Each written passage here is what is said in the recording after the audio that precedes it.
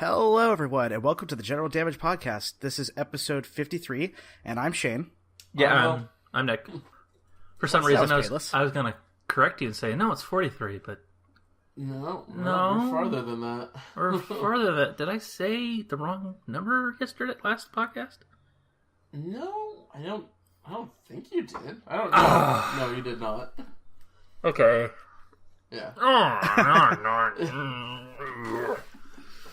As you can see, we're very organized here. We never second-guess ourselves. It's just technology. I'm wary of it, like a bear trap or a bee or something like that. Actually, a bear trap would be more appropriate considering me. I mean... Which is my favorite thing to use in For Honor.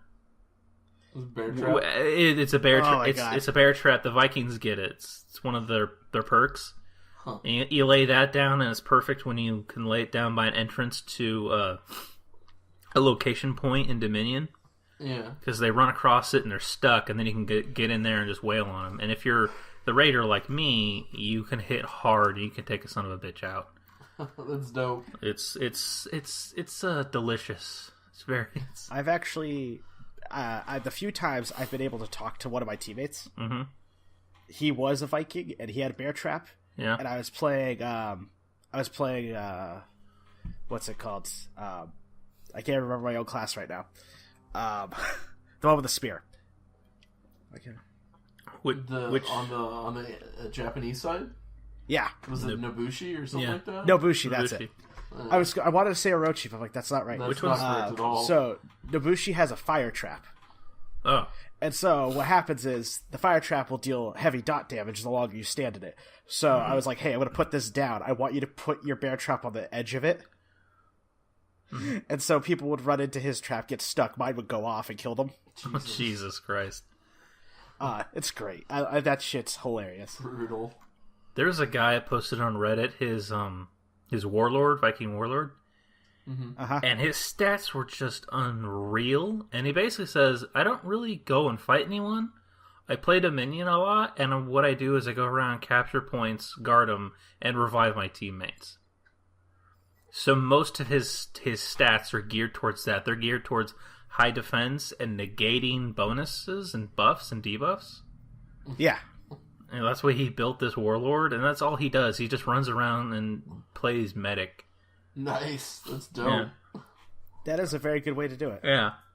So I was looking at that. I'm like, okay, I have to think of the style I want to play with my raider, because I don't know if I'm gonna be playing the berserker, because I just can't get I cannot get a hang of that play style with the berserker. I might go and try and play warden, and I might try out one of the samurai sides.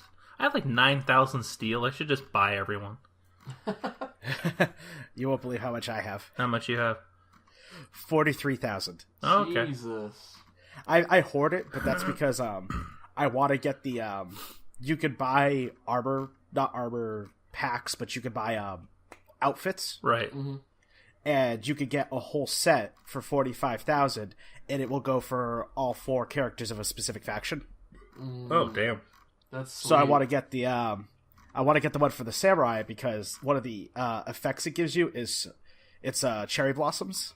Oh yeah, I've seen that. Yeah, so when you execute people, cherry blossoms explode out of nowhere. And when you do emotes, and I was like, oh, that's awesome. Yeah, I saw one of them. I think it was for the knights. Flame wings jet off your back from out of nowhere. The hellfire. Yeah. It is the most obnoxious thing. It looks just dope. Yeah, I think an effect that the Vikings have is Thor's lightning. Oh, nice. So yeah, all of a sudden you look like you're electrified, and it's kind of neat. That's dope. I think Thor's lightning is the worst to be hit by when you get executed, because it just feels so like final. It just feels like, oh man, I got fucked hard. Yeah.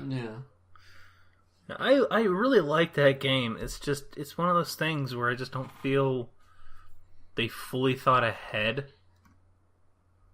especially with the connectivity issues that everyone's having still.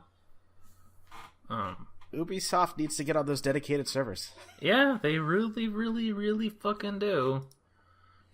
There was a stupid argument that was happening on the subreddit for Honor when they realized that like a good chunk of the stuff is you have to buy it to unlock it. Mm-hmm. And someone did the math that like if you wanted to get everything unlocked, you have to spend like $700. Whoa. That's out of pocket money. If you want to just hoard it and like farm steel, it will take you 2.5 years. Jesus. I think that that sprang up because they came out with new emotes. Oh yeah, that's exactly what it sprung and the up. new emotes cost 7,000 steel, while the other ones at most cost like 3,000 to 5,000. Mm-hmm. So the extra 2,000 steel price just like pissed everyone off. Yeah. Oh yeah. That the subreddit was just in flames. Like any good subreddit. No, granted, good subreddit. Like there's a thing.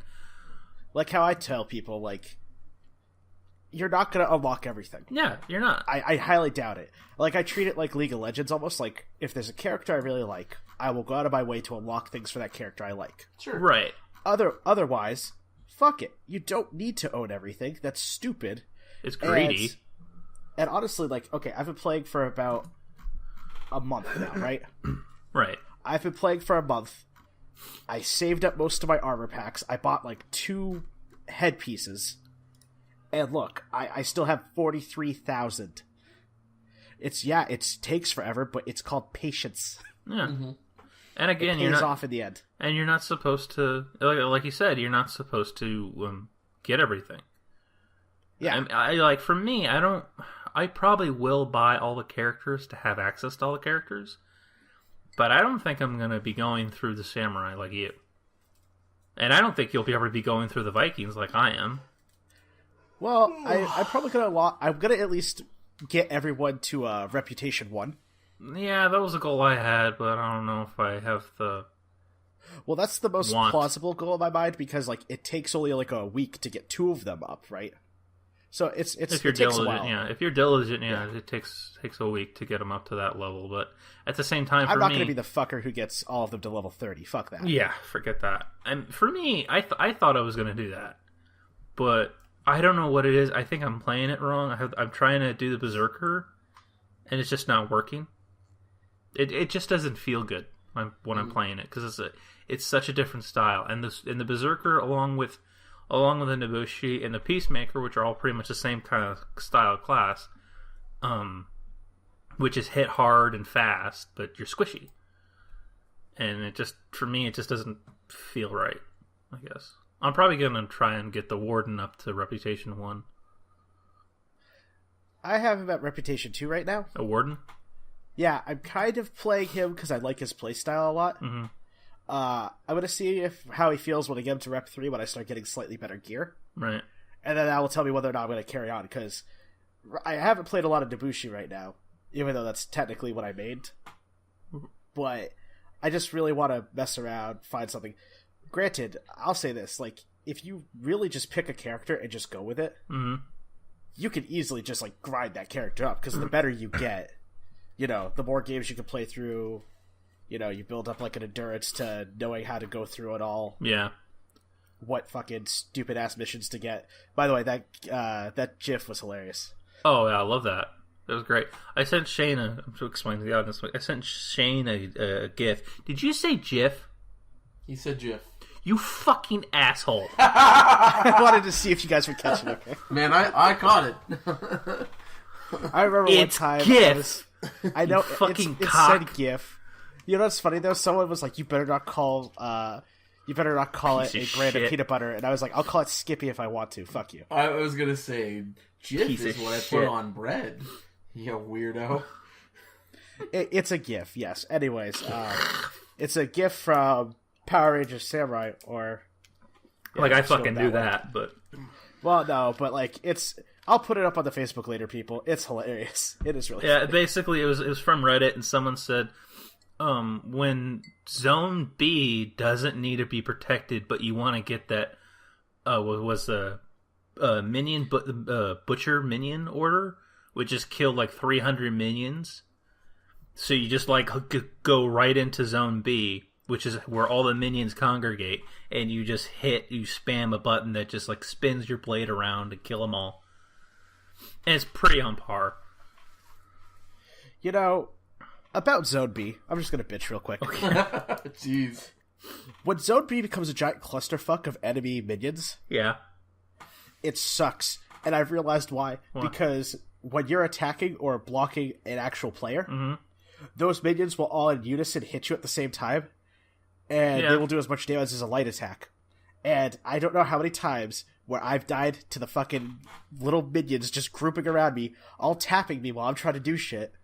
Well, I don't know if any of the characters you play have this move, but if me playing the Raider for the Vikings, if I hit RB and right trigger at the same time, it'll do this special move, and what it'll do, she'll basically like rear back her axe and then spin like one big arcing swing, like she does that like twice, and it takes care of all of the minions around you within the reach of the axe, and you probably get a good hit on the player you're fighting.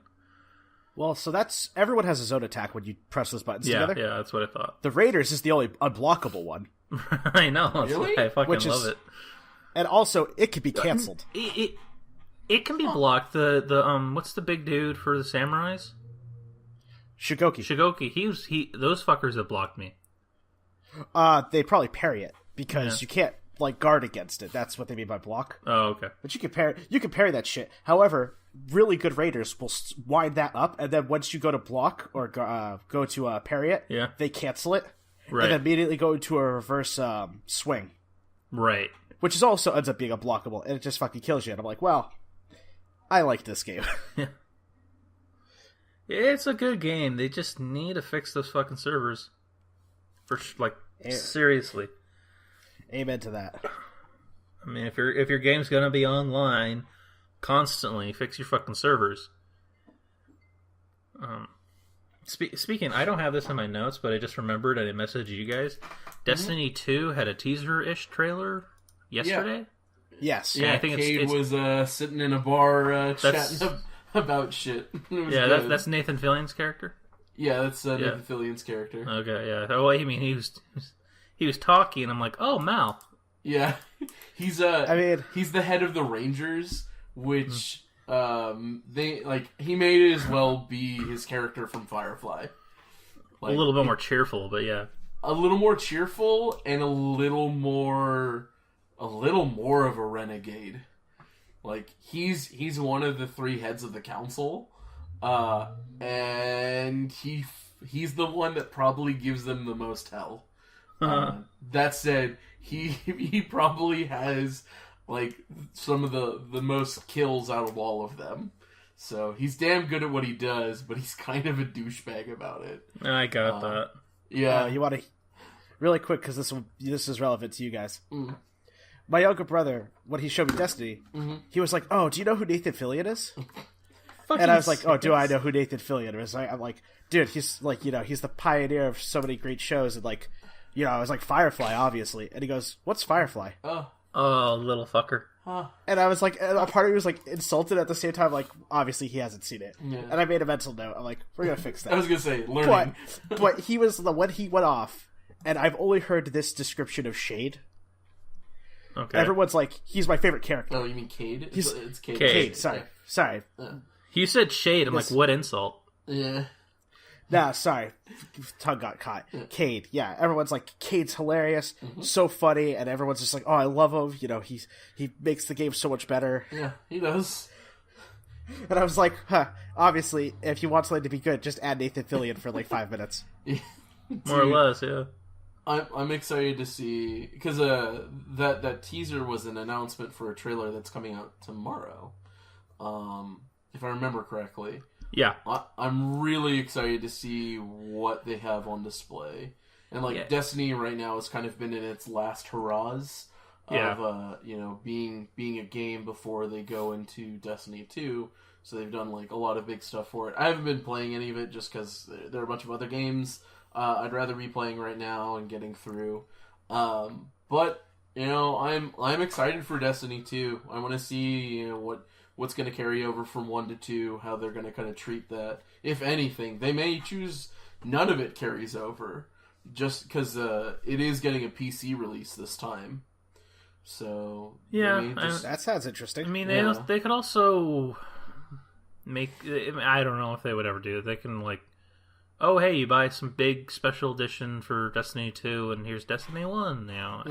They may, but I don't know if they want to waste that time. Right. It'll be interesting to see what their kind of trailer looks like, if they do spoil anything. Did Destiny have a season pass? Not that I can remember, but that was so long ago. Well, so I think something that would really help them is to definitely like have some sort of season pass deal. Yeah. I mean, obviously, like, you know, this is more of like an MMO-ish game, so their expansions are a little bit bigger. But I remember the backlash those guys got when they launched The Fallen King. Oh, The Taken King? The Taken King, yeah. Yeah, they got a lot of backlash. Yeah, I mean, like, I understand, you know, hey, you want to release extra content and you want it to be affordable, and you know, you want to be able to make it. And that's great. But you guys really should just do a season pass, because that way people who pay a little bit extra money, right? Sure. Will get that content, and they won't feel like they're paying for another game, which really pisses people off. I think that's fine. But I think now going into Destiny 2, I think that's fine. You know, releasing a season pass when they have X amount of content planned out is fine. But the problem is Destiny 1 was such a different beast for Bungie. So I think it was hard for them to release a season pass, not knowing how big or deep the game was going to go. That's what I'm thinking. I don't think a season pass will be good, because that'd be the most expensive season pass for a console game. Right. Because I don't know how much the Taken King cost. I'm looking it up. But I don't know how they're going to do that.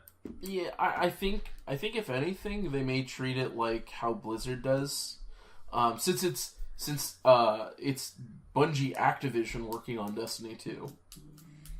So really? Okay. Yeah, at the very, if I remember correctly, watching the little teaser, Activision's logo was at the very bottom, and I was like, oh, well, this is interesting. They are a publisher of it. Yeah. So and Activision has ties with Blizzard and the World of Warcraft series, so they understand what to expect in terms of releasing content like that. So if anything, we'll probably see releases like what has happened with Blizzard and WoW. So I don't have an issue with that. Anytime Destiny 1 got a new thing, they always released a version of the kind of new content that was the full game. So like all the DLC that's come out up until that point as like a $60 buy-in. So if you weren't sure about the game when it first released, you know, you bought it at that point, you basically got everything that came up that had come out up until that point. So I always felt that they did a smart thing of going, here, spend like $60-$70 on this version of the game and get everything if you don't own it yet. Yeah. I just looked up the original cost for Taken King DLC was $40. That's not bad considering how big that DLC was. It is not bad. And if you're going off of that and the other DLCs that they had, if they were anywhere between, say, $30 and $40, and they had how many? 3? 4? God. With Taken King, there were 2 DLCs attached. Oh, sorry. I guess in the end there was one other big DLC that came out. There was the Rains or Fire or Wolves or something like that. Yeah, it was Rise of the Fallen, if I remember correctly. Yeah. I mean, like, the way I look at it is, obviously, this is a different type of game altogether, to be honest. it's like because the way I've always described Destiny is it's a pseudo MMO on a console. Rise of Iron. Rise of Iron, yeah. But it plays basically like a classic shooter in a sense. Well, it's a classic shooter with MMO bits. Yeah, it's probably more. I never played it, but I'm just going to guess. Maybe Will, you can confirm this or deny it. It's probably 70% shooter, 30% RPG MMO. Yeah, it actually is. And that's a really good balance. Yeah. In the game. And console people weren't used to MMOs and MMO logic, and PC gamers were basically looking down on them for that. But if they're not used to something, then they're gonna complain. And in the end, like, Destiny's probably done like one of the best in terms of MMOs on a console. And I think because it is 70% a shooter, that helped it out a lot. The fact that the multiplayer portions of it were fun and easily accessible. That you could play you could play PvP modes in a shooter that was an MMO that was fun. That the raids were challenging and difficult, and also pretty cool to see and watch and experience. And that once Taken King came out. A sense of like actual story and development and timeline and progression really started kicking in. Yeah, that's what most people were complaining about, is a lack of story. Yeah, very early on, through with Base, the Crota DLC and the House of Wolves DLC. Both of those kind of had a very lackluster, very simple story, not much that really kind of hooked people in. And then Taken King came in and we got story. That's also when they hired one of the writers that worked at BioWare onto the team, and that dude to my knowledge still works for Bungie, but I could be wrong. I hope he would. I hope they have, through him, they got a good writing staff, so that when Destiny 2 comes out, the story, like going into it, story's pretty solid. Yeah, you'd hope. I mean, if anything, they're going to take the lessons from Destiny 1 and go, okay, story. Here's a lot of story for you guys. Yeah. Story, gameplay, good mechanics, lay those out in that kind of order, and then we have a game. Well, yeah, I honestly think game mechanics is probably like the last thing you add in, of just like, let's make these things feel a little more unique. Yeah, I mean, it's Bungie and their bread and butter shooter. I mean, they made Halo, which kind of defined the shooter on the console, or at least the 21st century console. Yeah. With the Xbox and 360 and so on and so forth. So, I mean, they know what they're doing when you give them a shooter. Yes, definitely. I think they do anyway. Even though I'm not really a fan of Halo. Mm-hmm. But yeah, definitely proves they can do it. Yeah, of all the quote teaser trailers for a trailer that came out, which pisses me off that that's a thing. Mm-hmm. The Destiny 2 trailer was probably the one I liked the most because it felt the most solid. It wasn't just a gigantic cock tease. I like it for the fact that it literally had nothing physically to do with Destiny 2. It's just like, here's a character from Destiny 1 talking about a really cool experience. It's Nathan Fillion, so you're going to like it because it's going to be funny. You'll have a good time. And then, boom, there's a... it also was short and sweet. Yeah, it was only maybe a minute.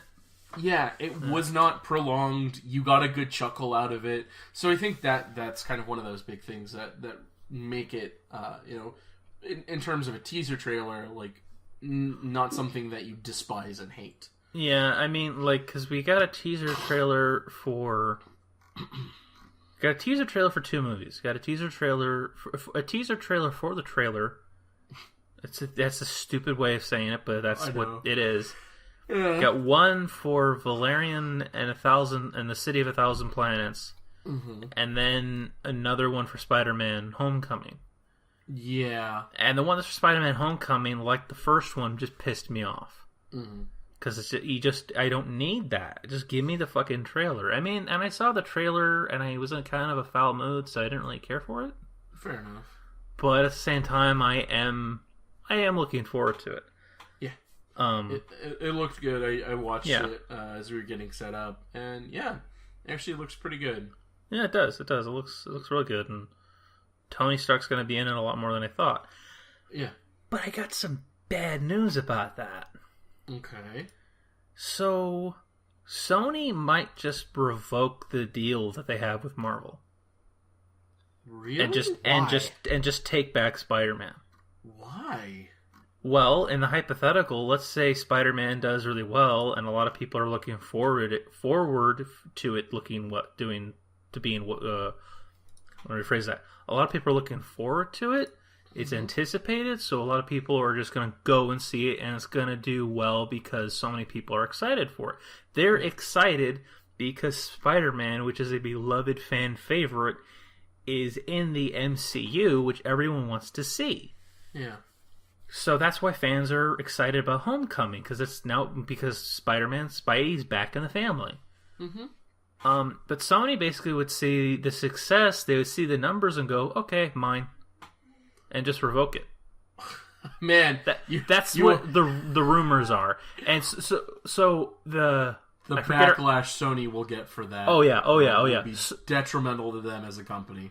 So basically, the theory is because the head I saw it on the news report that I watched.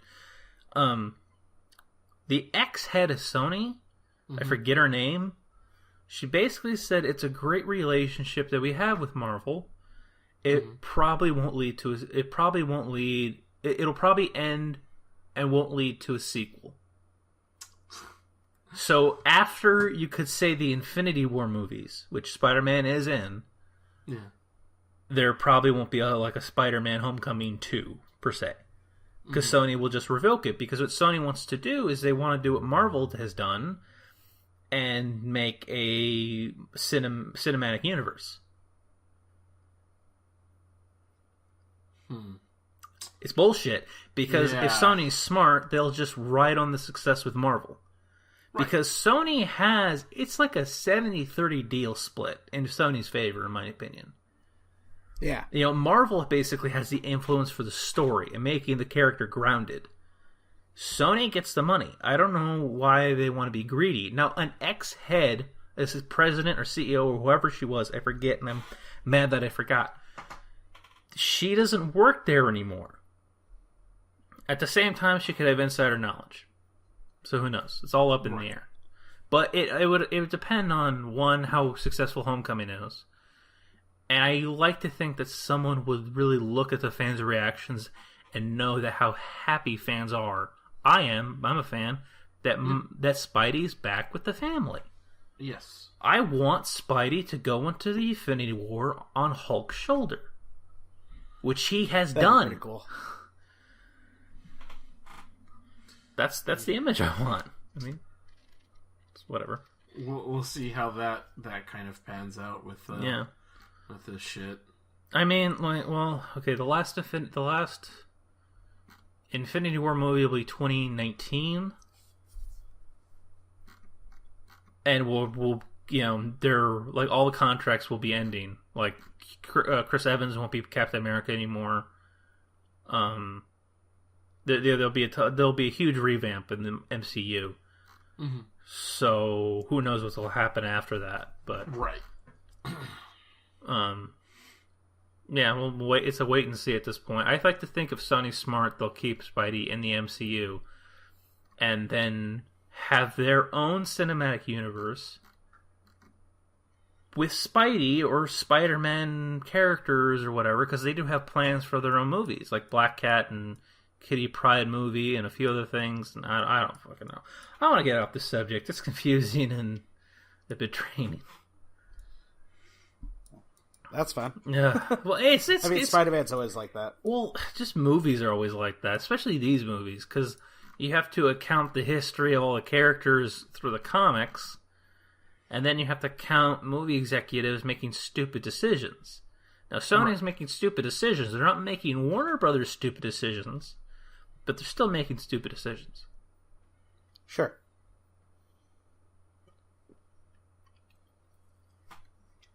I talk too much. Well, I mean, even though it's still in the vein of movies, it dropped a trailer. Yeah. Terrified the shit out of me. That was not at all what I had expected, and I'm really happy about it. They're not gonna do what the original did and basically have it be flashbacks. Right. It's gonna be all kids. Yeah, the entire movie. It's basically following the book. Yeah. Okay. Oh, so the book never had them go as adults? To my knowledge, no. Okay. I'm trying to remember if I read that one, because it goes by a different name. Let me double check. I think they're all called It. Stephen King's It. But it is, like, nonetheless, that trailer was very exciting to see. It looks like they did a fucking good job with keeping the setting for the time look right, and with how terrifying that clown is going to be. I'm excited to see like how the special effects and practical effects mix together, because it looks like the makeuping for it's going to be fantastic. Yeah, for sure. Like the scene where the one boy is looking at a door and there are all those charred hands that are trying to claw their way out of it. I was like, Jesus Christ! All right, I cannot. Oh no! Cannot wait to see where this goes. What'd you say, Shane? I was gonna say the shit that got me was the projector. Oh, dude, yeah, that was interesting. It's not even the image of the cloud itself, but the clicking noise and how it just sped up. It just kept going and going and going. Yeah. I was like, God damn it! Like, I hate when horror movies pull that shit because it's really creepy. Oh man, it was perfect for it. Like, so good. Yeah, I don't know what you're talking about, Shane, but the original novel is just called It. No, I think, because I read an article talk about how Stephen King talks about whether or not he likes some of the movies based on his books. Right. And so I think the It novel, he had a different name in mind, even though it's now called It.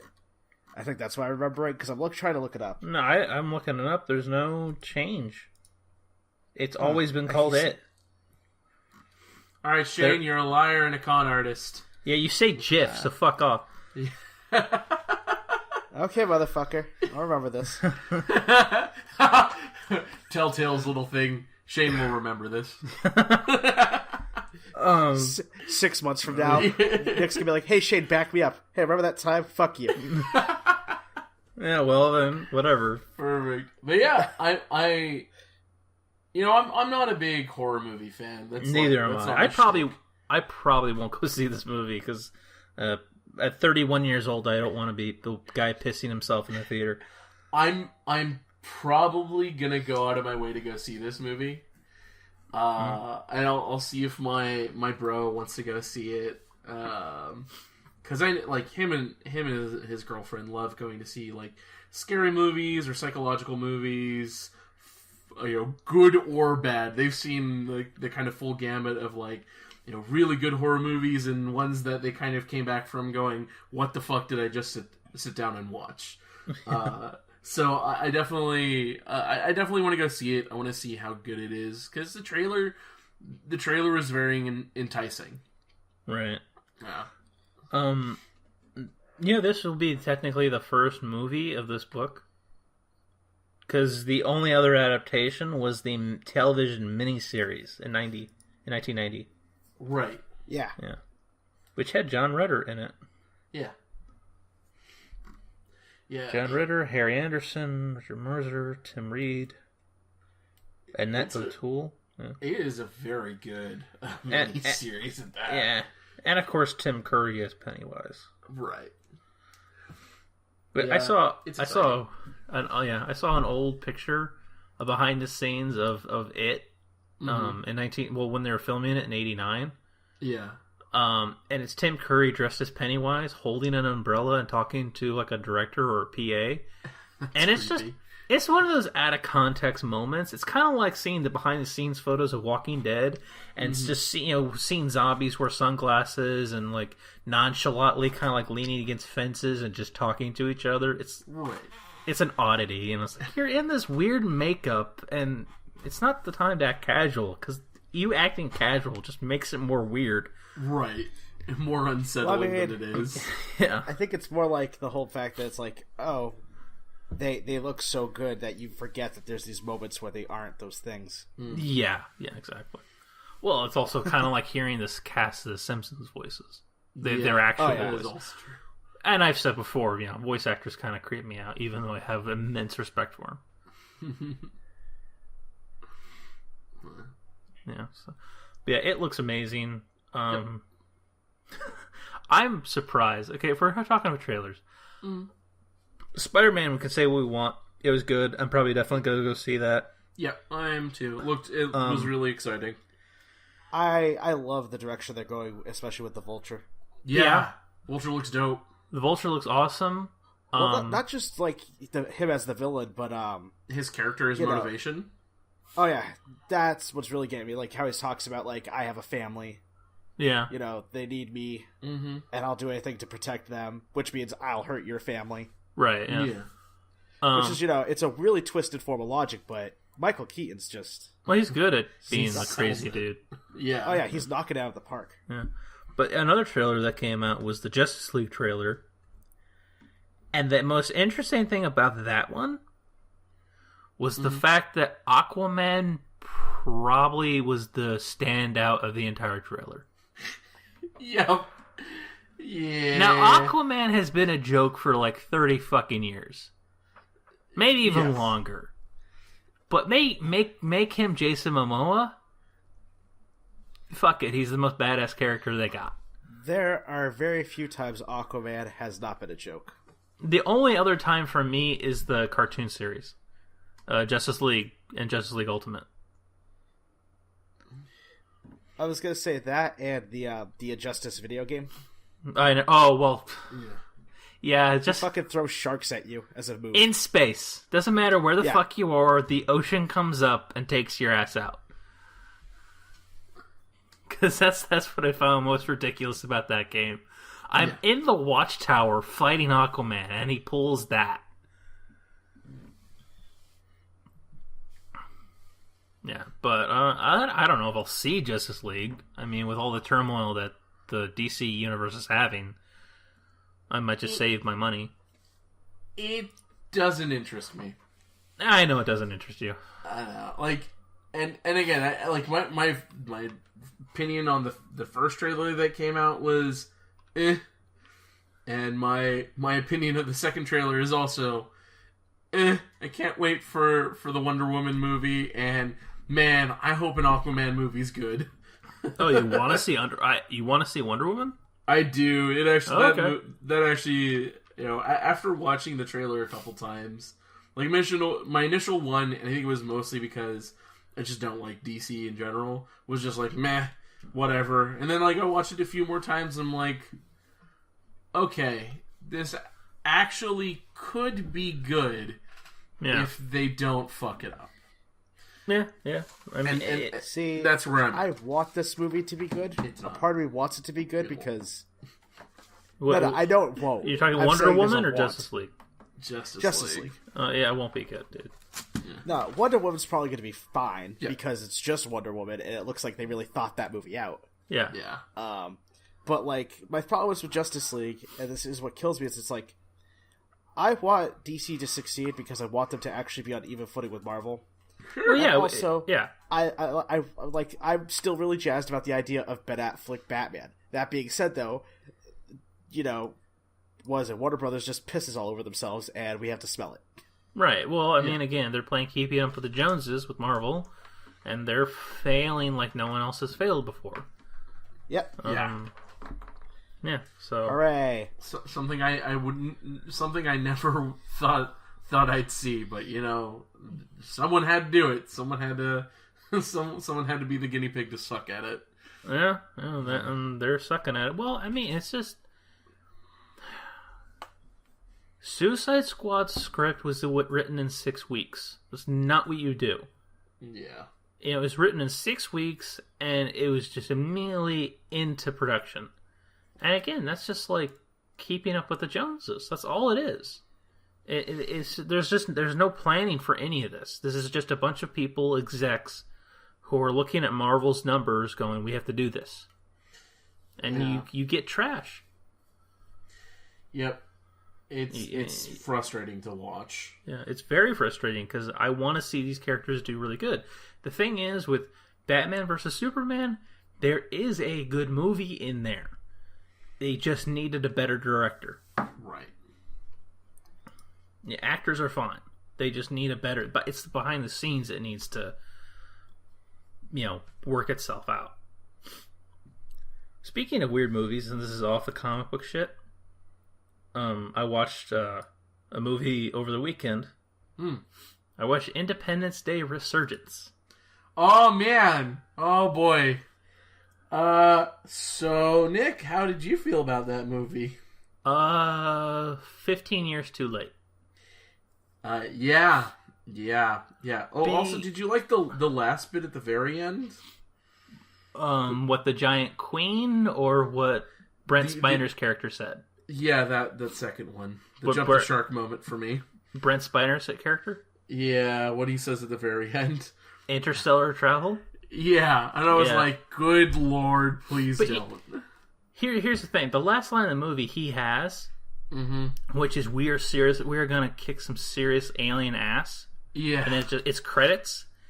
And the reason why I say it's 15 years too late is that would have worked in 99. Yeah. That line would have worked in 99. How campy it is would have worked in 99. The fact that Oaken just lost his boyfriend and now he's not sad would have worked in 99. Did you catch the fact that Oaken was gay? Oh, yeah. Yeah, I did. Yeah, I didn't know. I was like, okay, is that doctor does he keep calling him baby and honey? And I had to look it up, and it's like, and I ran to this review on the Huffington Post. Independence Day Resurgence.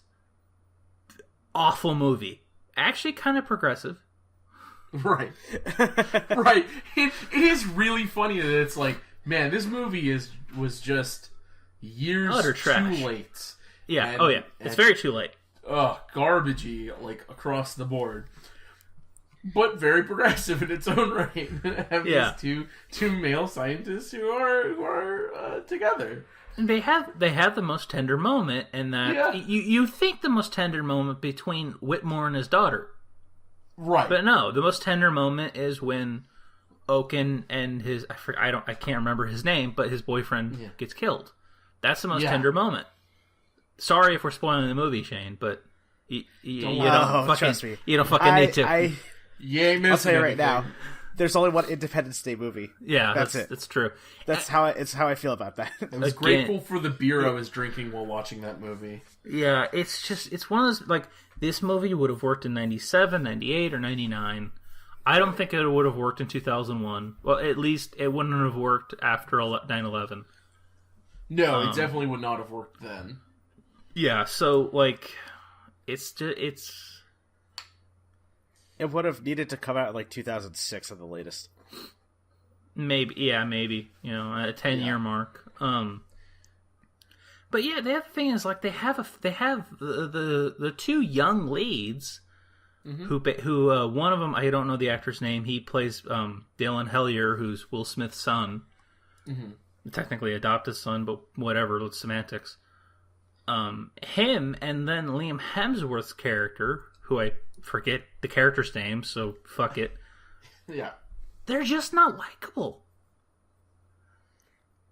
There's nothing about them that are likable. And all the shit that they do, you can tell it's everything that these everything that those two characters do is would have worked 15 years ago. Actually 2017, so would have worked 20. Actually, no, 15 years would have been good. Yeah. Because it would be 2002? Yeah. I can't do math. Yeah, that's correct. Yep. Yeah. So, yeah, it's just Yeah, it missed its mark by a mile. Yeah, a mile plus. Yeah. Well, I was reading trivia on it, and Fox went to the guy who wrote it, and Roland Emmerich, and said, "Hey, you need to make a sequel, lickety split. Like, we need to make this thing a franchise." And the guy's like, "Yeah, gotcha, right on." And he writes a whole script, and goes, "Nah, we're gonna wait." What? Yeah. Really? Yeah. Oh, balls. Fucking idiot. Fucking idiot. And wow. You know what? To look at Will Smith, because he's not in it, they actually killed his character off. Yeah. To look at him, okay, so he's got 2 deals in front of him, and the reason why he didn't do Resurgence was apparently Emmerich said he was too expensive. Whatever. Right. Emmerich can go fuck off. Yeah. So, you know, he has 2 scripts in front of him, 2 deals. Mm-hmm. Independence Day 2, Suicide Squad. I think he still made the right choice. 20 years too late, a comic book movie. Comic book movies are big. He went with the comic book movie. Did he know that it was going to be crap, and he would have had to deal with Jared Leto? No. But yeah, again, you said it, Will. He definitely made the right decision, which I still haven't seen that movie yet. That's coming into HBO next month, so I probably will. I've still not seen it either, so I'm with you there, man. Yeah, I keep saying I should see it, and I'm like, nah. Which one, Resurgence or Suicide Squad? Suicide Squad. Resurgence isn't real. Jeez, all right. It's real. It's not Indiana Jones 4 bad. But it ain't good. It ain't good. So Nick, I don't deny the existence of this movie because the first one was such gold and all that. I deny it because I'm just like, you could stop. New content. Don't try to sequel something that's super old. Do yourself a favor. 20 years ain't super old, but again, it's like it should have came. 20 years is not relevant. Yeah, but yeah, I get what you're saying there. Well, it's also the fact that you're dealing with United Earth when right now, when this movie premiered, Brexit just happened. Right. So just think of the irony with that. Like, you're talking about a unified Earth that, like, everyone comes together and, like, to join forces. Meanwhile, in reality, we have Brexit. And then 6 months after that, we get a xenophobic that runs the fucking U.S. So, yeah, unified my ass. Like this. Let me spin it like this. What? You want to make a sci-fi action film, right? Right. Cool. This day and age, you're currently competing with the Star Trek reboots, which people seem to really like, and the recent resurgence of Episode 7. Right. And potentially Rogue One, right? Mm-hmm. Right. Cool. Those have long-standing fans. They're super awesome. What does Independence Day have? Well, it has a small cult following, and it is probably considered like a 90s masterpiece in its own right because of certain one-liners that everyone loves to quote. And also, like, cinematography. Yeah. It's well regarded for being a masterpiece in that sense. And you can't call it small. It made $800 million. Yeah, it was big. It was massive big for its time. But now if you go to now, right? Right. The problem is I was like, this IP is just, it's not going to hold against these other things. Right now, it's not. They would have been better off just picking something new. Yeah, but that's how I felt about it. Well, I mean, don't get me wrong. Nothing new happens. I love Independence Day. I know, but I love Independence Day. Same here. But the sequel, I heard about it. I read the reviews. I was just like, God damn it! Don't attach this to the Independence Day like franchise that currently ends with 2 films. Gents, just be happy that you didn't waste the money to go see it in the theater, because I did. But I will say, the beer made it very palpable. I would imagine. Excellent. See bad movie, drink a beer. Bad movie, drink a beer. I am looking for, as far as sci-fi go, that's not attached to any big franchise like Star Wars or Star Trek or Independence Day. Mm-hmm. I am looking forward to Valerian. I am too. Sweet. It's Valerian. However you pronounce it. Yeah. It looks interesting. I'll give it that. I mean, I don't know much about it, but It's a comic. It's a comic book, and it actually kind of predates Star Wars. And if you actually look at the comic book, and you'll see snippets where it's like, "Hey, that could have been Star Wars," and it is. Yeah. Oh. It's that kind of like influential cult hit. I don't know if I care for the lead actor. The male actor? Yeah, the male actress. The girl, I've seen her in a bunch of shit. She's awesome. I don't know if I care for that dude. Yeah. But visually, it looks awesome. Oh, yeah. I mean, it looks fucking stunning. And then it's like, oh, the guy that did Professional, Fifth Element, and Lucy. Oh, okay, that explains the look. Right. It's gonna look great. Yeah, I love Fifth Element. Oh, yeah, I love Fifth Element, too. It's a favorite of mine. I watch it anytime I can. Oh, yeah. It's on TV. It's one of those things where pop a squat and watch it. Yeah. One of the few times, like, my mom will be like, hey, I'm watching Fifth Element. I'm like, I guess I can watch this movie. Yeah, right. Oh, yeah, I've got, like, 2 hours to kill. Yeah, right. No worries. Quote the movie half the time, Yeah. All right, so really quick, I'd like to talk about the movie I watched this weekend. Yeah, right. you did. All right, 5. I'll give you like 5. Go. Take your time. Okay. Take your time. But we'll judge you. Well, so I saw Power Rangers. Yay! All right. Yay! I don't know if you guys have noticed, but it's actually been super well received. It's been doing well for itself, so good on it. And so when we last talked say about that it was polio. Was that? You want to say if it's polio, if it's doing good for itself? I'm just gonna hate, so fuck off and continue. Right. Well, anyways, the last time we talked, I did have some reserves because I was like, man, the stuff they put in the trailers didn't look amazing, right? Sure. I was like, but I went in with the hope, okay, they have to be holding back the good stuff. There has to be better moments, better action sequences, and there were. That's good. And honestly, the special effects and stuff were really solid. It looked a lot better on big screen, that's for sure. Cool. Now, granted, Will, I do agree with you a little bit still. They had that ridiculous amount of sheen on the armor. Yeah. So, I kept on hearing, like, in my back of my head, I'm like, it does kind of look rubbery and plastic. Yep, looks on gross. The flip side, the Zords, that shit was so cool. Yeah. They did a really cool job making that look great. Megazord looked dumb as fuck. Dude. But I've had that was been my opinion since I first saw it. I was like, that's fucking dumb. Yeah, it looks shitty as hell, but whatever. Yeah. Now, granted, you guys were talking progressive. This movie actually was really on the progressive bar, which is interesting. Oh, so? So Billy, the Blue Ranger, he's autistic. Really? How do they prove that? Because the actor acted that way. Like, he brings it up earlier in the movie. He goes, I'm on the spectrum, right? Okay. And then Jason makes a joke. And Billy goes, no, see, you were joking, and I don't understand that.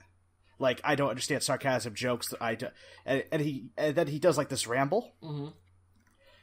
And he does it so well that you actually start believing it. Because, like, the thing is, it's not like, oh, this character's autistic because he does this one thing. No, it's obviously the core of that character, and it drives a lot of his actions and his movements and his speech patterns. All right, that's good because, like, yeah, playing a character on the spectrum, you have to make it believable every kind of second and tick.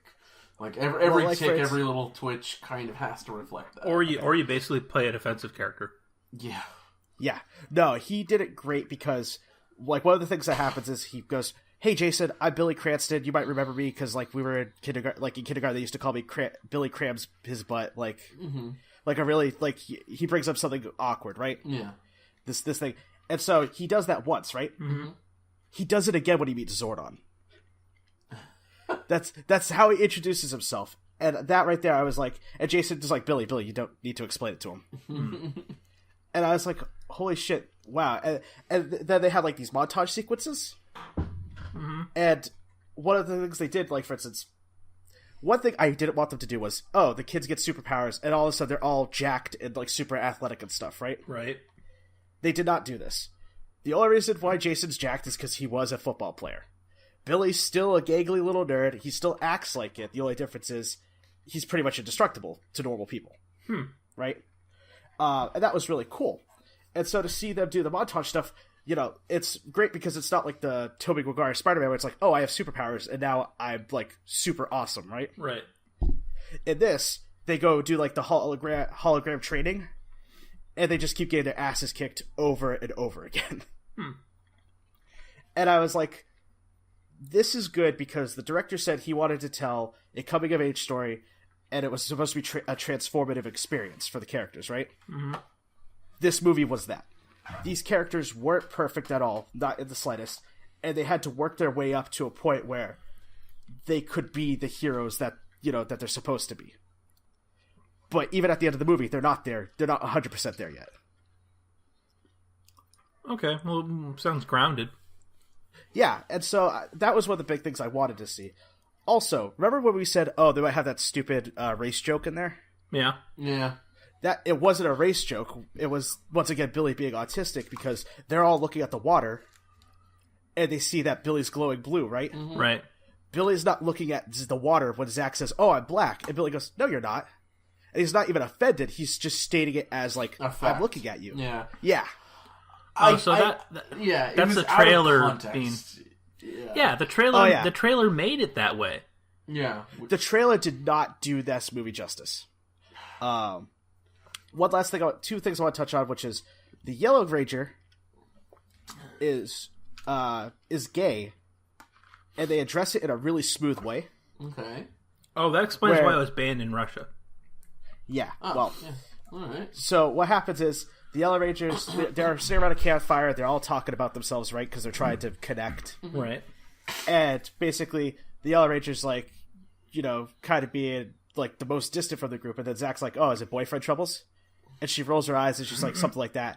And then they all pause and Zach goes, girlfriend troubles? And then they all give her this look and then she opens up a little bit more. About how she's not normal to her family, about how she doesn't meet certain expectations. Is she the one in the trailer, basically the mom makes her pee in a cup? Yes. Okay. And that was cool, though, because, like, that moment was like, okay, they're handling the stresses that teenagers often go through like teenagers.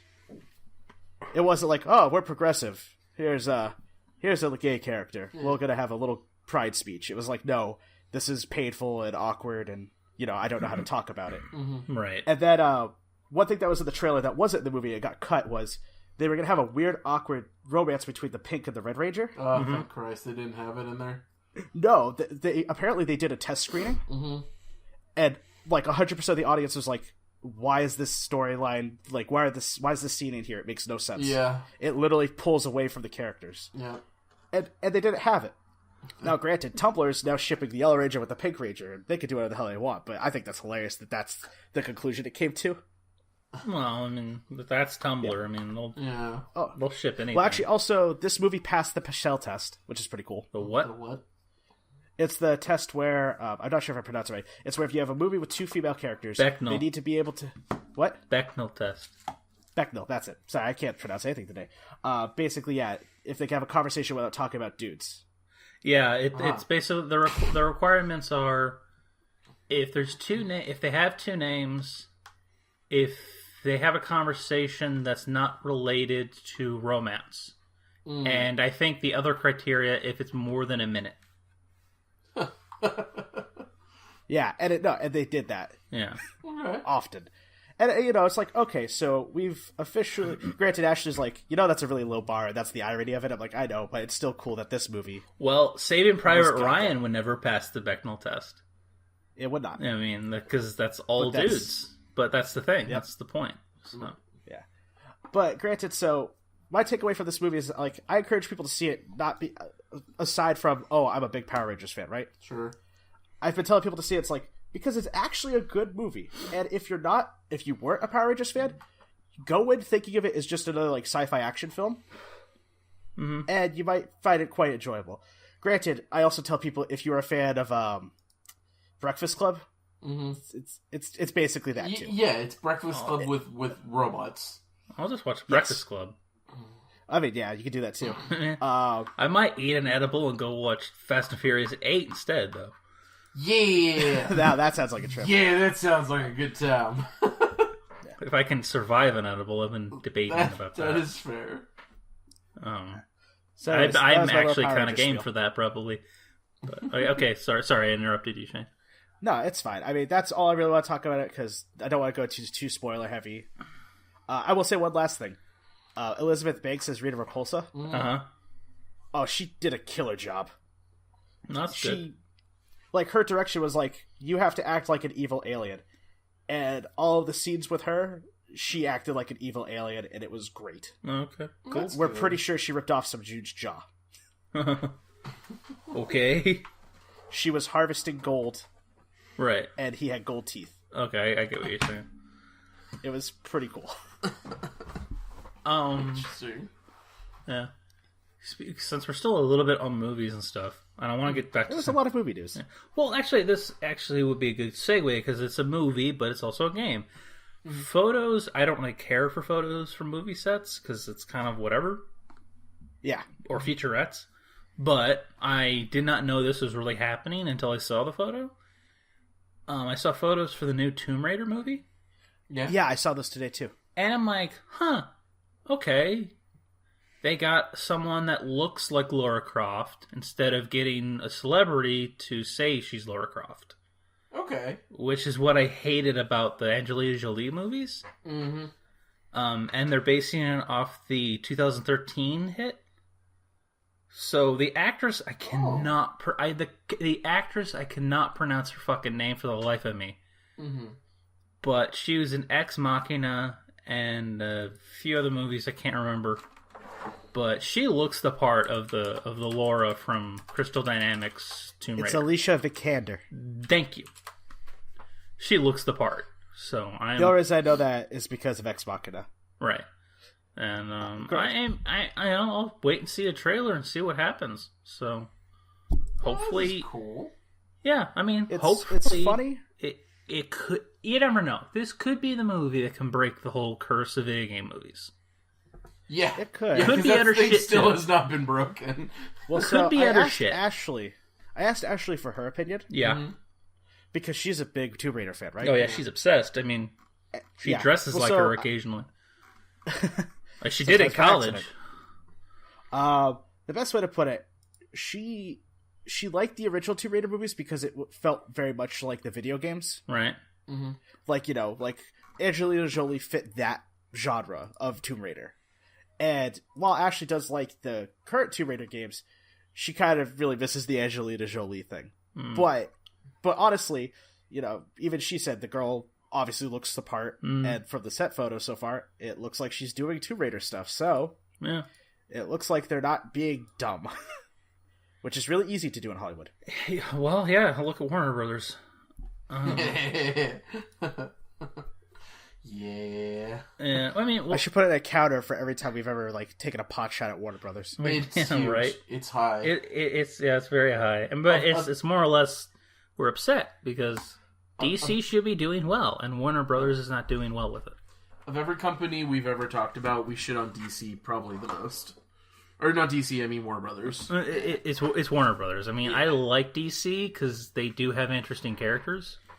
I mean, the difference between Marvel and DC is Marvel characters are humans trying to be gods, and DC characters are gods trying to be human. I mean, their base of operations is in space. If that's not Mountain Olympus, I don't know what is. That's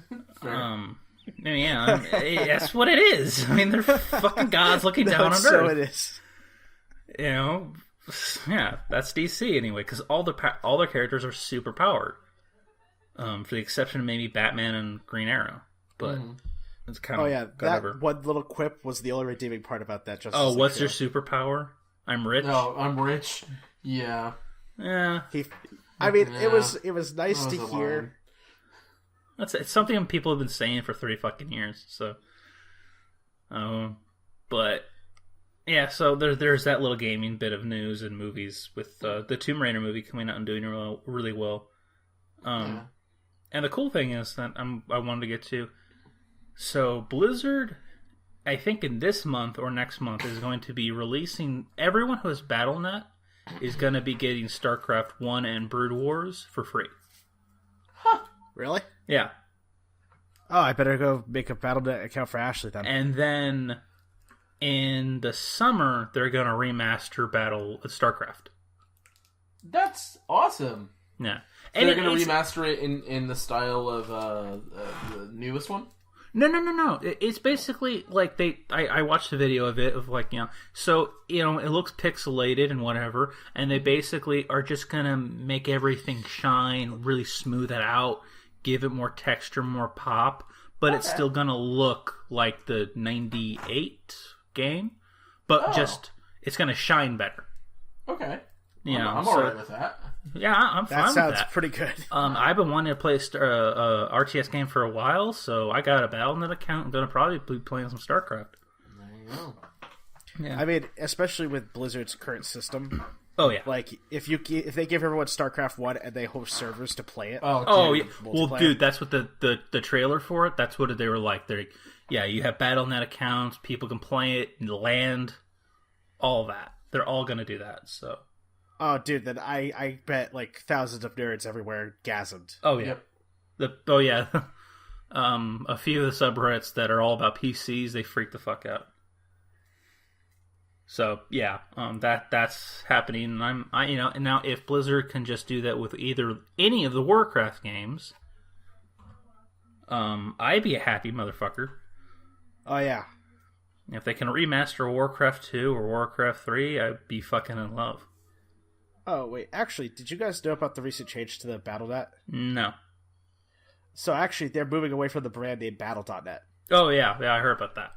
Yeah, because it actually happened recently. My icon changed to just the official Blizzard logo. Mm. Oh, okay.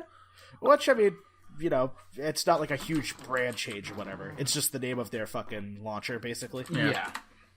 So, make a Blizzard account, make a Battle.net account. Doesn't really change much. Mm-hmm. Yeah. I'm staring at my Battle.net icon right now. I haven't logged into it in a long time. When you log in, you're going to have to download that update. It's going to take like 15 minutes. Yeah, the only reason why I got it was I was trying to play Hearthstone. I played Hearthstone for a good month or two, and then I'm like, oh, I forgot about the game. That was my adventure with Hearthstone. But, yeah, there's other game news. I mean, you're not missing much. No, I'm not. I don't really fucking care for Hearthstone. If anything, if I had a better computer, I'd be playing StarCraft 2. Or Overwatch. Mm-hmm. Some other game... Oh, yeah, Overwatch released a new character. Oh, yeah, So it's not the little girl, it's the tank robot thing? Yeah, it's called Arisa. Yeah. Okay. I'll just say this. It's basically all the tanks rolled into one character. Well, see, that seems to work. I would be playing that character if I could. I mean, she has, like, not the best parts of every tank, but she has good parts of every tank, and she actually feels pretty balanced. That's good. That's very good. Yeah, some other game news, if I can just keep on rolling. Jon Tron was dropped from Yooka-Laylee. Yeah. He was supposed to voice a character, because he was in love with Banjo-Kazooie. Mm-hmm. But since his recent views came on, or he said all that bullshit he said. He tried to have a political debate on Twitch. Yeah. And it just... At first, you could be kind of an ass. And then when people start, I guess, counterpointing you and bring up facts... It's probably best not to spiral into denial. Mm-hmm. Well, that's our president, so go fucking figure. Right. So yeah, that happened, which I didn't really get into the Game Grumps until like a year or two after Jon Tron. So for me, Game Grumps has mostly been Aaron and Danny. Yeah. So, I mean, I actually watched for most of the Jon Tron era. Yeah, I don't watch any of it, so I've basically been just watching with those two, and I prefer it. If I'm feeling frustrated, I watch an episode or I watch the best of stuff, and I laugh my ass off. Sometimes I have to pause a game because I'm laughing so fucking hard, which is a good feeling. Mm-hmm. And you're gasping for air and your sides hurt. And you're not being hit. Someone pointed out though, what? Like this whole thing with Jon Tron recently. Yeah. It's been bubbling for a while. Like, if you go back to some of the early Game Grumps stuff, there was a few times where he would like use the N-word or make some racially insensitive like comments or really? remarks offhandedly. Yeah, but at the time it was so scattered apart that which you would never really pick up on it, right? Like, you're just like, oh, maybe he's just not thinking, whatever. And then until someone, like, compiled it all together, and then you kind of realize that Aaron probably, they probably broke things off when it was just kind of like, hey, your brand of humor and you're doing is not really jiving with me. Crass, Yeah. And so they probably, I know they split on good terms, so obviously it wasn't like cut off a limb. I also think Jon Tron at the time, from what I heard, he just wanted to do his own stuff. And he was also getting kind of scared how big Game Grumps was becoming. So, who the hell knows? I don't really get into conspiracies about that. But at the same time, he kind of showed kind of has some fucked up views.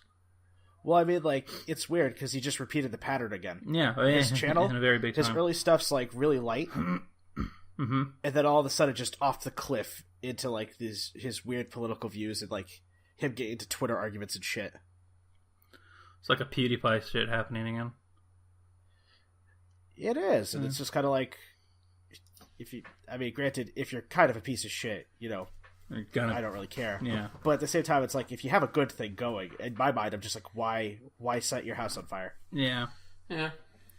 Well, whatever. I don't really care for the fucker. This might screw up if they had any plans for 5 years of Game Grumps in the summer. Which, that's coming up, from my understanding. But who the hell knows? Right. Yeah, oh, jeez, is it really 5 years already? Yeah, here's the thing. So I graduated in college in 2012, but for some weird reason, I thought Game Grumps has been around for longer than that.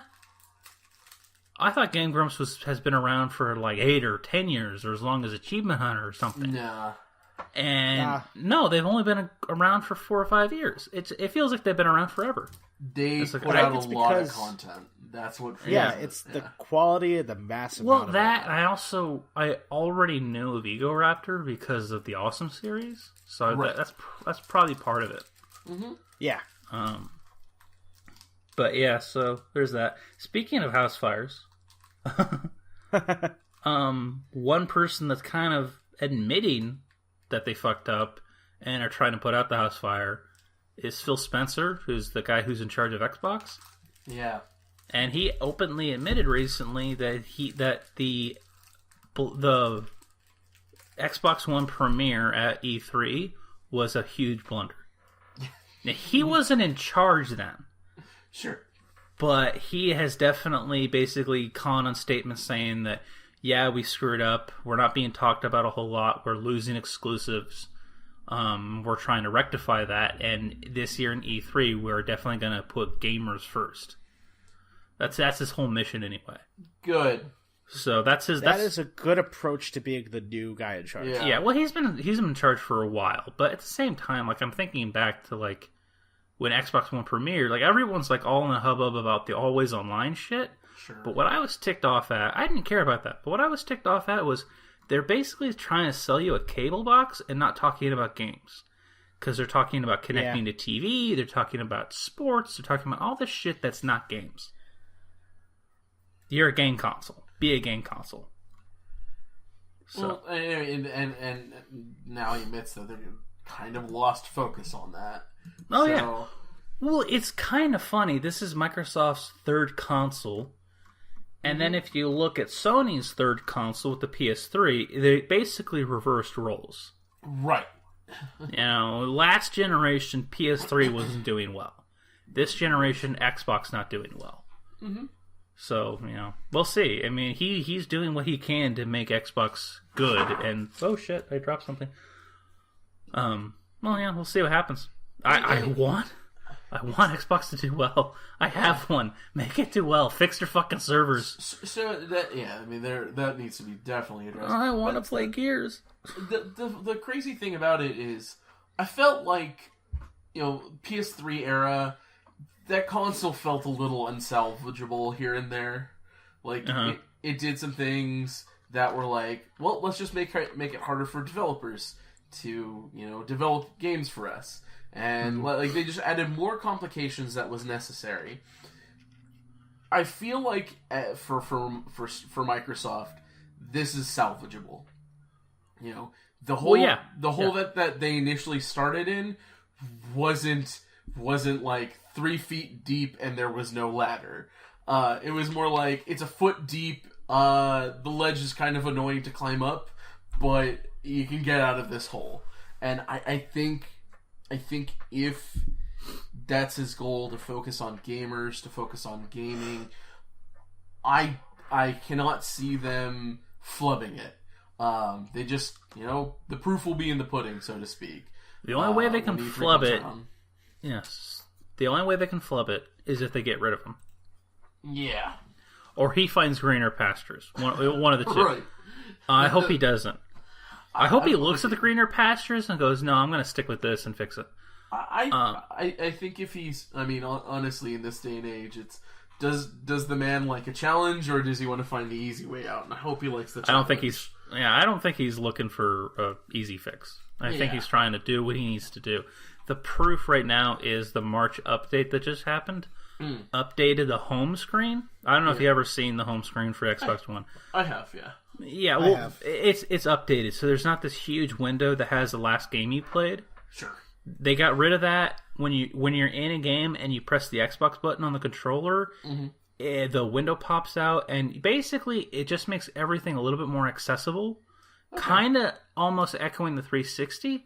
Nice. So the big problem that I had was trying to just see my achievements. Yeah. Now it's like, okay, I'm playing Gears of War, or I'm playing For Honor, I'm playing whatever game. Hit the Xbox button, and they'll go all the way to the top to the achievement logo, and then I can see all the achievements for the game. Nice. So it's things like that. I can see where my friends are. I can see all this shit that just happened for me today. That update. So awesome. That right there, I think, is a mark of him trying to improve it. Yeah. Definitely. So I'm fine with Xbox having Netflix and Crackle and HBO Now and all this shit. I'm fine with them having it. But your bread and butter should be games. That's how their bread and butter has been for the longest time. That's what got people wanting the Xbox, is their selection of games over its competition. All right. And if he was smart, I would love it if I could really grab his ear and go, hey, there's some really awesome franchises you have on the original Xbox, like MechAssault and Brute Force, and just whisper that in his ear and resurrect those things. Make another MechAssault game. I would love a MechAssault game. We'll see. We'll see what happens. We'll see what happens. I'm not saying that he's the god, and he's a god and he's changing Xbox forever. But I'm saying the fact that he's admitting that they fucked up is a good thing. That is, it's something that publicly the community said for the longest time, and so for finally them to just outright acknowledge that they done fucked up, they done goofed. It's refreshing to hear. Now I just want to see some shit come of it. I want to see improvements. Yeah, I want to see the games. Yeah. I don't know if anything will be coming this year exclusive for Xbox. They lost Scalebound. So who the fuck knows? Right, God. But I want to see something good for Xbox. Yeah. And if it's not going to happen until 2018 or 2019, I can let that slide, but only if I see the improvements along the way. Right. I want to, change needs to happen, till we reach the kind of milestone where things are at where they want it to be. Yeah, exactly. Yeah. Though I still want a PS4 because God of War. Yeah, I feel you, mate. You feel me, man? You have a PS4. I know. I am enjoying it. It's a good console. I want God of War, and I want Dreadnought, and Dreadnought's only coming to PC and PS4, which pisses me off. Yeah. But back to them losing, the chances of getting good things. It's kind of right. Yeah, exactly. So I got enough more to talk about. Yeah, I'm with you there. I think I've hit the depth of things that I can talk about. I think we're a good stopping point. So thank you for listening. Mm-hmm. Yeah, thank you. Do the stuff that Shane says. Yep, like us on Facebook. Subscribe on iTunes. Follow us on Twitter. And if you're on YouTube, comment, subscribe, maybe. No, maybe. Please do. Please like, comment, and subscribe. We'll accept insults. Whoa. And love us, but berate Shane for calling it GIF. Yes, yeah. Even in jest. Or guest, I should say. God. Berate them both. Just remember, his name was Jeffrey the Giraffe. So? That makes sense. GIF does not. Alright, later, people. Later.